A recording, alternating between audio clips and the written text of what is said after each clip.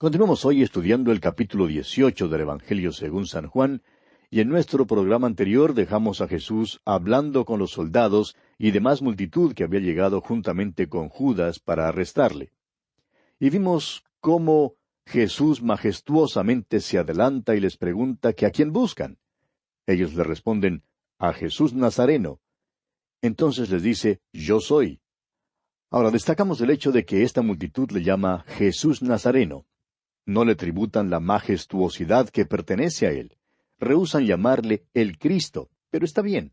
De todas maneras, Jesús es un nombre que es sobre todo nombre.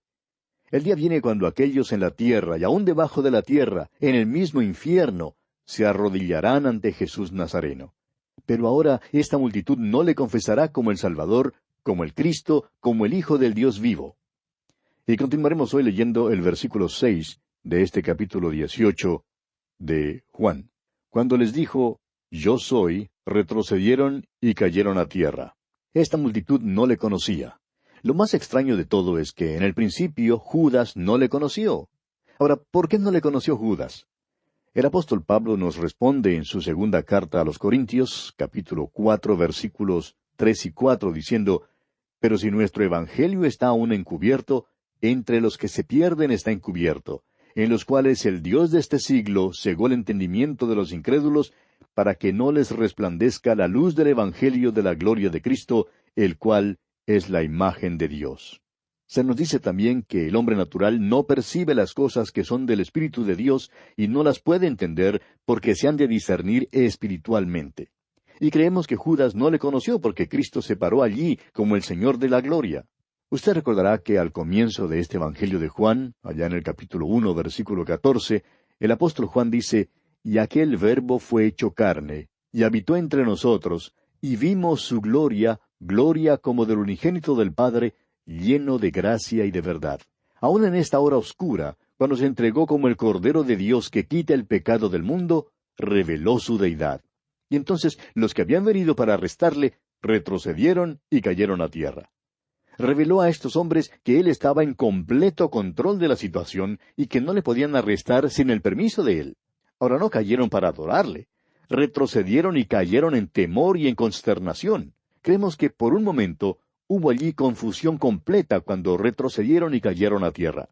No están viendo tan solo a Jesús de Nazaret, sino que están viendo al Dios hombre, al Señor de la gloria. Esto da cumplimiento a la profecía que encontramos allá en el Salmo 27, versículos 1 y 2, donde dice, Jehová es mi luz y mi salvación, ¿de quién temeré? Jehová es la fortaleza de mi vida, ¿de quién he de atemorizarme? Cuando se juntaron contra mí los malignos, mis angustiadores y mis enemigos, para comer mis carnes, ellos tropezaron y cayeron. Ahora este es el lado de Dios. Luego en el Salmo 35, versículo 4, vemos el lado del hombre.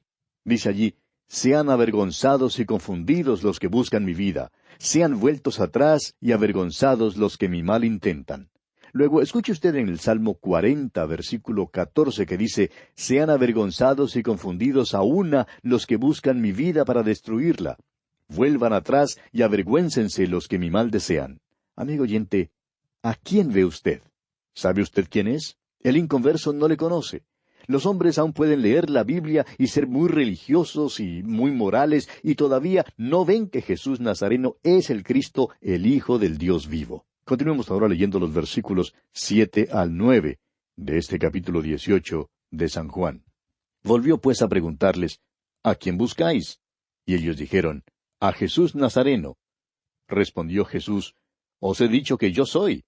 Pues si me buscáis a mí, dejad ir a éstos, para que se cumpliese aquello que había dicho, de los que me diste, no perdí ninguno. Fíjese usted en su majestuosidad, amigo oyente. Está en control completo de toda la situación. Aún les dice a quién deben arrestar y a quién no deben arrestar. Había la profecía que el pastor sería quitado y las ovejas dispersadas. Y Jesús había dicho que no había perdido ninguna. Los discípulos no serían capturados. Ahora, ¿no es interesante, amigo oyente, que no les capturaron? Es de esperarse que habrían sido traídos para servir de testigos o como cómplices. Pero no sucedió así. Continuemos leyendo los versículos 10 y 11 de este capítulo 18 de Juan. Entonces Simón Pedro, que tenía una espada, la desenvainó e hirió al siervo del sumo sacerdote y le cortó la oreja derecha. y el siervo se llamaba Malco. Entonces Jesús dijo a Pedro, «Mete tu espada en la vaina. La copa que el Padre me ha dado, ¿no la he de beber?» El doctor Lucas nos dice que Jesús tocó la oreja de Malco y la sanó. Por tanto, no arrestaron a Simón Pedro aún después de este asalto.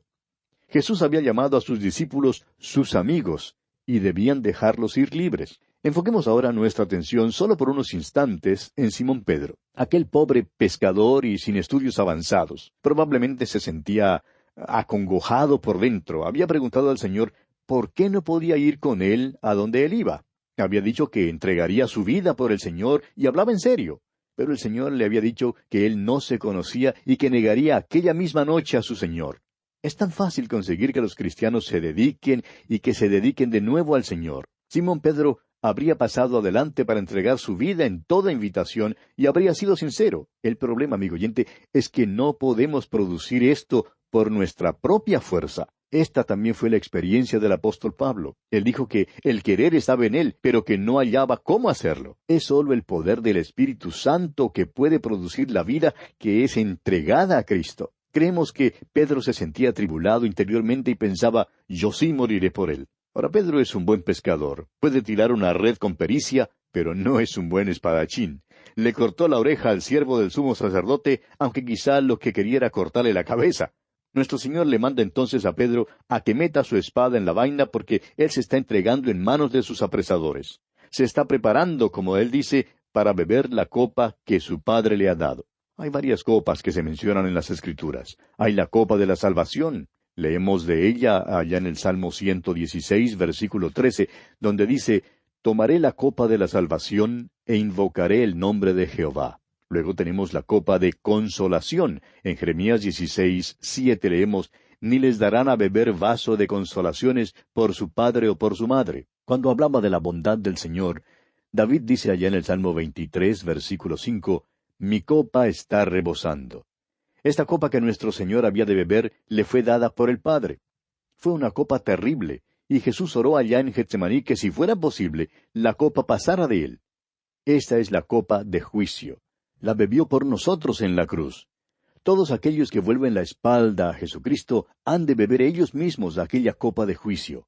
Jesús la bebió por nosotros y le fue totalmente repulsiva. Recuerde usted que Él es la humanidad perfecta, impecable, y sin embargo, bebió la copa a causa de nuestro pecado. Ahora hay todavía otras copas. Hay la copa de juicio que todavía debe venir al mundo. Creemos que son las 7 copas, las 7 plagas postreras en las cuales se consumaba la ira de Dios, y que deben ser derramadas sobre los malos, según se describe allá en el libro de Apocalipsis. Ahora en el Salmo 11, versículo 6, leemos, «Sobre los malos hará llover calamidades. Fuego, azufre y viento abrasador será la porción del cáliz de ellos». Y en Jeremías capítulo 25, versículo 15 dice, «Porque así me dijo Jehová, Dios de Israel, toma de mi mano la copa del vino de este furor, y da a beber de él a todas las naciones a las cuales yo te envío».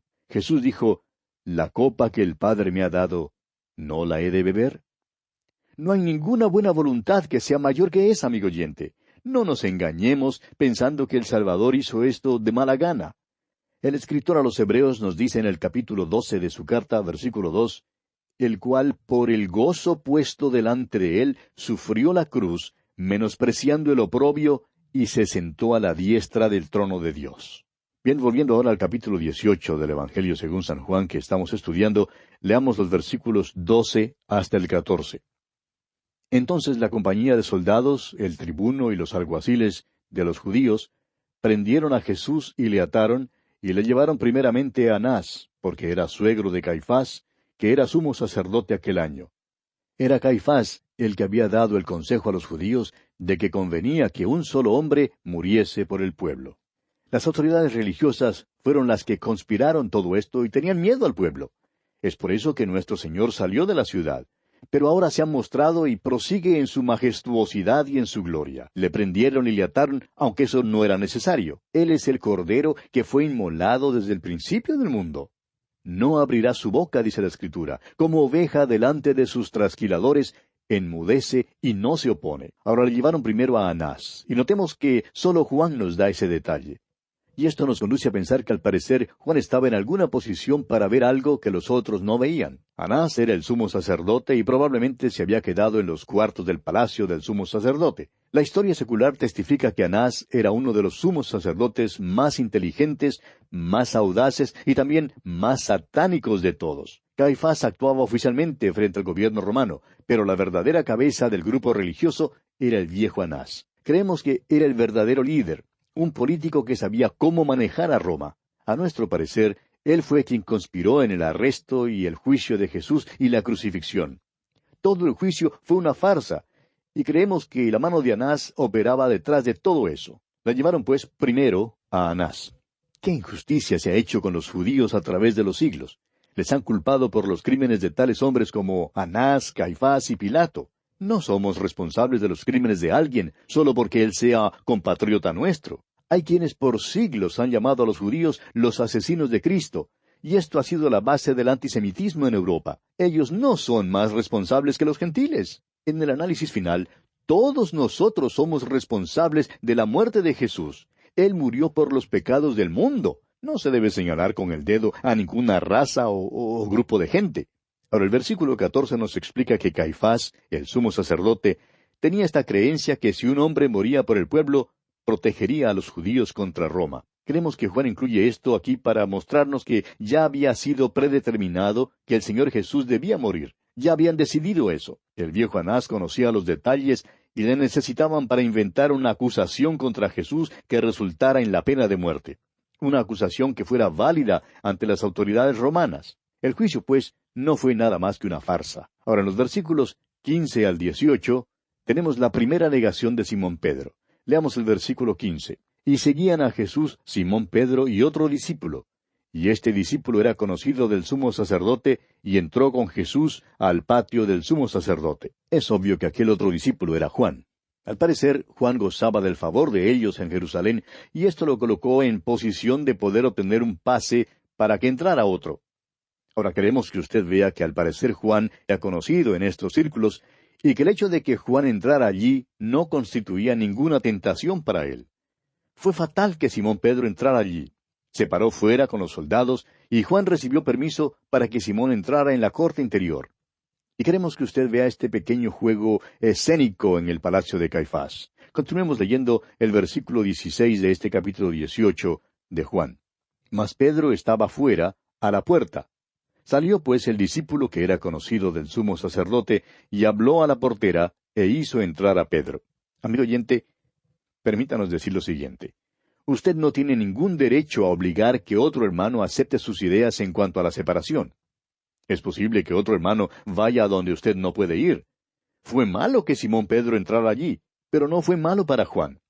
Podemos ver a Simón Pedro levantando una petición y diciendo, ningún cristiano debe entrar en la puerta del sumo sacerdote porque allí es donde se verá en apuros. Sin embargo, a Juan le fue posible entrar allí. Juan tiene entrada, pero Pedro es un pobre pescador. Nadie le conoce y no puede entrar. Juan entonces le dice a la muchacha que estaba en la puerta que Pedro era amigo suyo, y entonces Pedro pudo entrar. Ahora Simón Pedro tenía mucho miedo. Es que Juan se sentía cómodo allí, pero Simón Pedro nunca antes se había encontrado con esa gente, con esa multitud. Ahora Pedro tiene la boca grande y simplemente tiene que hablar. Recuerde usted que los otros evangelios nos dicen que las muchachas le distinguieron como Galileo porque su habla le traicionó. Hablaba demasiado, y se puso nervioso allí. Una muchacha entonces causa que Pedro niegue al Señor. Leamos los versículos 17 y 18. Entonces la criada portera dijo a Pedro, ¿no eres tú también de los discípulos de este hombre? Dijo él, no lo soy. Y estaban en pie los siervos y los alguaciles que habían encendido un fuego, porque hacía frío y se calentaban, y también con ellos estaba Pedro en pie, calentándose. Ahora en los versículos siguientes, los versículos 19 al 24, tenemos el juicio de Jesús ante el sumo sacerdote. Leamos primeramente los versículos 19 al 21 de este capítulo 18 de Juan. Y el sumo sacerdote preguntó a Jesús acerca de sus discípulos y de su doctrina. Jesús le respondió, Yo públicamente he hablado al mundo. Siempre he enseñado en la sinagoga y en el templo, donde se reúnen todos los judíos, y nada he hablado en oculto. ¿Por qué me preguntas a mí? Pregunta a los que han oído, que les haya yo hablado. He aquí ellos saben lo que yo he dicho. La escena cambia ahora y nos encontramos en el juicio del Señor Jesús. Ahora fíjese usted en la majestuosidad del Señor Jesús al responder. Continuemos leyendo los versículos 22 al 24. Cuando Jesús hubo dicho esto, uno de los alguaciles que estaba allí le dio una bofetada diciendo, ¿Así respondes al sumo sacerdote? Jesús le respondió, Si he hablado mal, testifica en qué está el mal. Y si bien, ¿por qué me golpeas? Anás entonces le envió atado a Caifás, el sumo sacerdote. Como usted ve, amigo oyente, Jesús se sujeta a esta clase de humillación. Se entrega para morir por el pecado suyo y por el mío. Sin embargo, Él les hace notar el hecho de que lo que hacen es ilegal y contrario a la ley mosaica. No tienen ningún testimonio de que Él haya actuado mal. Sin embargo, le golpean. Ellos son los que violan la ley. En primer lugar, ningún juicio debía principiar de noche, ni terminar de noche. Un juicio debía comenzar y terminar en el mismo día. No debían golpear a un prisionero que todavía no había sido declarado culpable. Ahora Juan incluye este pequeño versículo para decirnos una vez más que fue Anás quien ató a Jesús. Anás fue quien conspiró y planeó todo este complot diabólico. Ahora en los versículos 25 al 27 encontramos la segunda y tercera negación de Simón Pedro. Leamos estos versículos 25 al 27 del capítulo 18 de Juan. Estaba pues Pedro en pie calentándose y le dijeron, ¿No eres tú de sus discípulos? Él negó y dijo, No lo soy. Uno de los siervos del sumo sacerdote, pariente de aquel a quien Pedro había cortado la oreja, le dijo, ¿No te vi yo en el huerto con él? Negó Pedro otra vez, y enseguida cantó el gallo. Nos enteramos al estudiar los otros evangelios que Pedro salió fuera y que lloró amargamente. Creemos que vio la cara sangrienta y golpeada de nuestro Señor y que vio aquella mirada de los ojos de nuestro Salvador, y entonces fue cuando él salió y lloró a moco tendido, como decimos. Usted sabe que si discutía con un pariente de Malco, debe haber sido una discusión muy vehemente, y Pedro negó a su Señor. Pero gracias a Dios, el Señor estaba en camino a morir por él, y ya le había dicho que había orado a fin de que la fe de Pedro no faltara. Ahora, ¿por qué es que Simón Pedro, el que hizo un acto tan cobarde como Judas, pudo volver al Señor? ¿Por qué? Porque era un hijo de Dios, tenía a Jesucristo en su corazón y quebrantó su corazón saber lo que había hecho. Un hijo de Dios, amigo oyente, puede alejarse de Dios, pero Dios nunca se alejará de él. Usted puede estar muerto para Dios, pero Dios nunca estará muerto para usted. Siempre está allí, siempre está a su disposición. El Señor nunca le dijo a Pedro, bueno, Pedro, lo siento mucho, pero tú me has fallado y simplemente no te puedo usar más. No, amigo oyente. Apareció personalmente a Pedro después de su resurrección y eligió a Pedro para predicar el primer sermón en el día de Pentecostés. Nunca ha habido un sermón como ese. Gracias a Dios por un Salvador y un Señor así. Siempre le recibirá. Ahora en los versículos 28 hasta el 40 tenemos el juicio de Jesús ante Pilato. Comencemos leyendo el versículo 28. Llevaron a Jesús de casa de Caifás al pretorio. Era de mañana, y ellos no entraron en el pretorio para no contaminarse y así poder comer la Pascua. Vemos aquí que el Señor Jesús no trató de escapar, pero Caifás sí trató de evadir una decisión. Envió a Jesús ante Pilato. Hay un juego escénico muy interesante aquí que deseamos que usted vea, amigo oyente. Vemos aquí, lado a lado, la religión y la persona de Jesús. Aquí está el que ha venido para cumplir la Pascua y morirá en la cruz porque le van a sentenciar a muerte. Pero a causa de que quieren comer la Pascua, estos hombres no entrarán en el pretorio. La ley dice que no podían entrar en la casa de un gentil porque se contaminarían, y por tanto no les sería posible comer la Pascua. No harán pues eso. Son escrupulosamente religiosos. Sin embargo, conspiran la muerte de aquel que es el cumplimiento de la Pascua. Amigo oyente, esto debe causar que usted examine su corazón ahora mismo. ¿Es usted religioso o está realmente unido al Señor Jesucristo? Ahora hay otro juego escénico aquí que debemos observar. Los judíos categóricamente no entrarían en la sala del juicio para así contaminarse, pero trajeron a Jesús para ser llevado al pretorio para ser juzgado.